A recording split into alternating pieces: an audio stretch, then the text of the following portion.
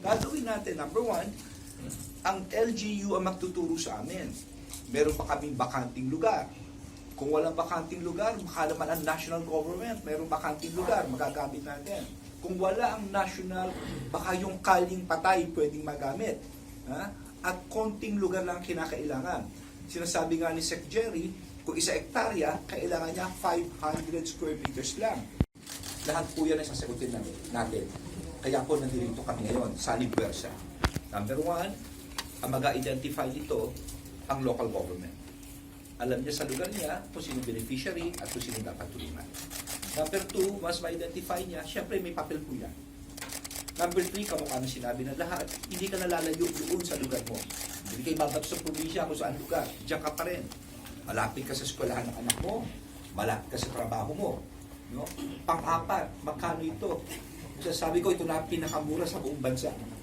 Dahil andyan ang ibang ahensya. Yan, lahat po ito ay talagang pinag-isipan ng aming Pangulo at of course Secretary Jerry. No?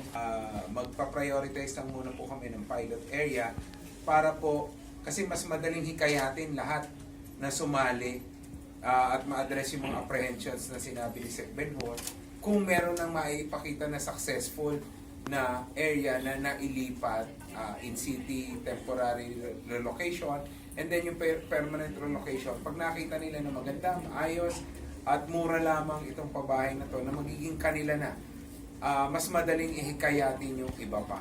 So yun, nagpapa-inventory sila Sec Jerry sa mga LGUs ng mga areas at kung ilan. So after that, tsaka namin makukuha yung final figure. Yung ating pong pambansang pabahay para sa Filipino Housing Program is in its full implementation phase at nakita po natin yung pangangailangan po ng ating mga kababayan na magkaroon po ng staging area to facilitate immediate development ng ating pong mga pabahay.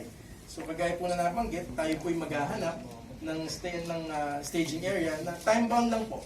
No, 1 to 2 years habang kung saan po magtatayo tayo ng building.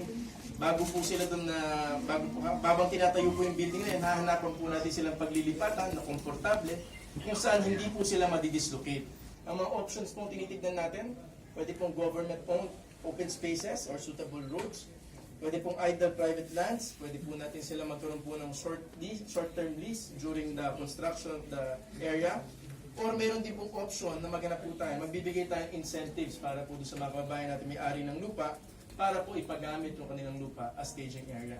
Dito po makikita po natin, for instance, isa pong informal settlement, hindi po masyadong nakaayos ang salansan po ng development dito ng ating pabahay, para po makumbinsi ang ating mga kababayan na lumipat muna bago itayo ang ating 4PH building.